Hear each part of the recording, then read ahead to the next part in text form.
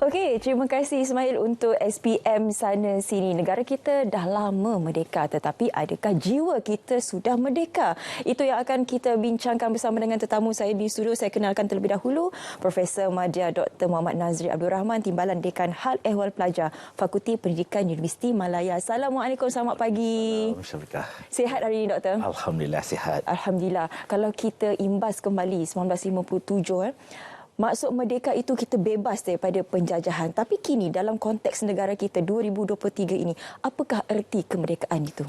Syafiqah, bila kita lihat erti kemerdekaan mungkin agak berbeza daripada apa yang kita lalui selama ini. Kalau dulu tokoh-tokoh pejuang membebaskan negara daripada penjajah.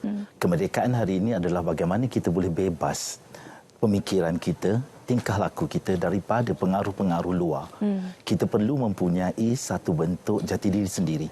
Pemikiran kita sendiri dan kita ada hala tuju kita sendiri. Bebas dalam erti kata untuk menyatakan sesuatu dan pada masa yang sama, bebas itu juga tidak dibelenggu oleh mana-mana pemikiran atau mana-mana pengaruh yang ada. Itu yang paling penting dalam erti kemerdekaan hari ini adalah untuk mengisinya, terutama sekali dari segi mengisinya dari segi intelektual atau pemikiran. Saya suka apabila doktor menyentuh bebas untuk menyatakan sesuatu yang mana kita akan kembangkan sebentar lagi.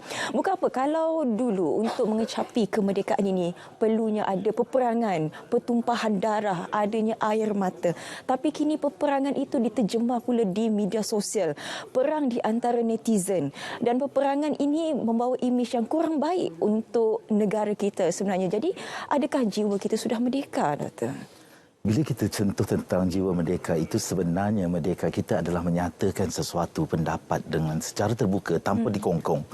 Kerana pemikiran kita, selagi kita boleh mengangkat di mana diskusi itu mendatangkan satu kebaikan, itu juga adalah satu kemerdekaan. Kerana apa? Kita boleh menyatakan mana yang lebih baik, mana yang perlu kita lakukan. Namun kita perlu ingat bahawa dalam kita menyatakan sesuatu itu, kita perlu lihat adakah ianya dalam bentuk tata susila, dalam bentuk peradaban dan kesopanan masyarakat kita. Kita perlu ingat masyarakat kita sebenarnya dahulunya sangat tinggi dengan nilai budaya, terutamanya bahasa. Betul. Saya ambil contoh satu saja. Dalam bahasa yang kita gunakan itu mempunyai pelbagai laras. Bagaimana masyarakat hari ini boleh menyatakan atau menegur sesuatu itu mengikut laras-laras yang sepatutnya. Bagaimana kita merdekanya itu bukan kita mengikut bahawa kalau orang barat boleh menyatakan dengan tegas, dengan mengutuk, dengan perkataan-perkataan yang agak sukar kita boleh terima, kenapa kita perlu ikut? Kita sepatutnya yakin dan percaya. Okey, saya di Malaysia, kita ada bahasa yang sangat cantik. Sebagai contoh, perkataan jika seorang itu meninggal, jika ianya penjenayah atau sesiapa, kita akan menggunakan perkataan tewas. Jika seseorang itu tokoh-tokoh tertentu ataupun Rasulullah, kita gunakan wafat. Kenapa kita nampak tak seni bahasa kita sudah cantik? Kenapa dalam kita berbicara hari ini kita dah merdeka tetapi kita masih lagi mengongkong perkataan kita itu masih terpengaruh dengan budaya-budaya lain. Sedangkan kita mempunyai adab tata susila yang cantik. Itu yang saya maksudkan. Kita mempunyai adab tata susila yang baik dan kita juga berpegang kepada parlimen. Kita ada lembaga perlembagaan kita tersendiri.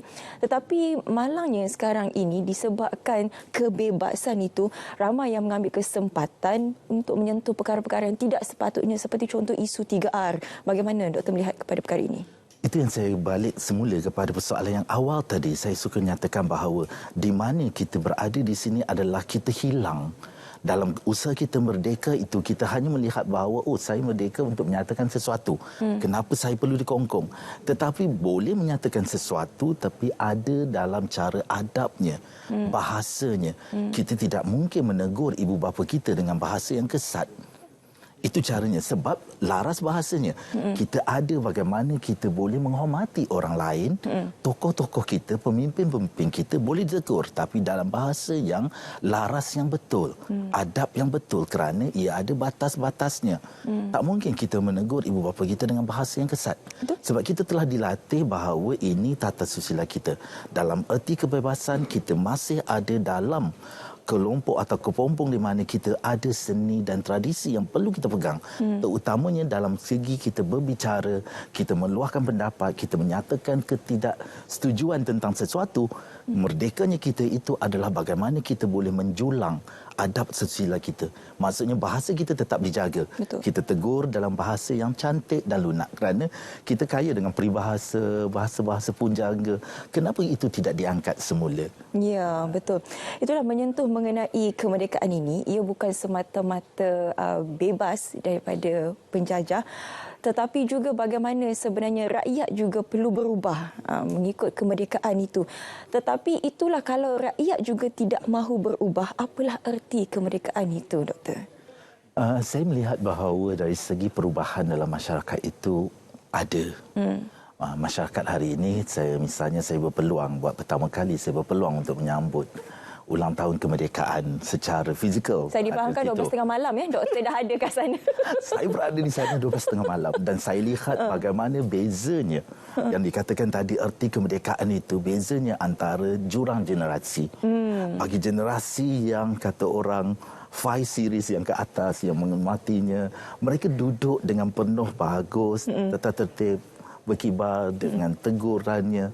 Tetapi bagi generasi yang baru hari ini, dia keluar dengan riaknya menyatakan bahawa kami juga merdeka dan langkah untuk kehadapan tanpa memikirkan bahawa masih ada tata susilanya. Itu yang saya fentang. Maksudnya dia merdeka, dia nak menunjukkan semangatnya, tetapi pada masa yang sama, di mana tata tertibnya, di mana tertibnya kita dalam satu-satu masyarakat itu. Itu juga merdeka. Bagaimana kita menunjukkan bahawa saya bersemangat untuk menyatakan bahawa merdeka, saya dah bebas, saya menunjukkan semangat kemerdekaan tersebut. Tetapi pada masa yang sama, bagaimana semangat itu diterjemahkan dalam bentuk masyarakat kita. Kita tidak boleh meminggirkan bahawa menjerit sana sini merdeka apa semua, tetapi kita lupa bahawa di mana kita berada. Tak mungkin. Itu yang kita perlu ingat. Dalam erti kemerdekaan, di mana saja kita berada, kita perlu pastikan bahawa kita masih berada dalam tata susila kita, kesopanan yang kita ada. Itu yang kita risau sebenarnya, Doktor. Kita takut erti kemerdekaan itu tidak difahami khususnya oleh anak-anak muda dan ianya dijadikan sekadar konten semata-mata di media sosial.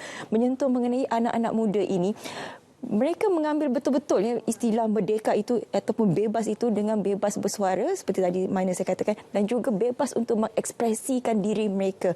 Kalau kita boleh lihat dengan masalah sosial yang berlaku sekarang ini, Doktor, bagaimana untuk kita melihat masa hadapan negara di tangan mereka, Doktor? Saya sebenarnya suka, cuma saya suka tengok semangat anak-anak generasi sekarang ini. Dengan ada media sosial, mereka cuba menunjukkan bahawa dinaikkan semangat yang lain. Misalnya dengan mereka melakukan di media-media sosial, IG dan segalanya, menunjukkan bagaimana mereka bersemangat.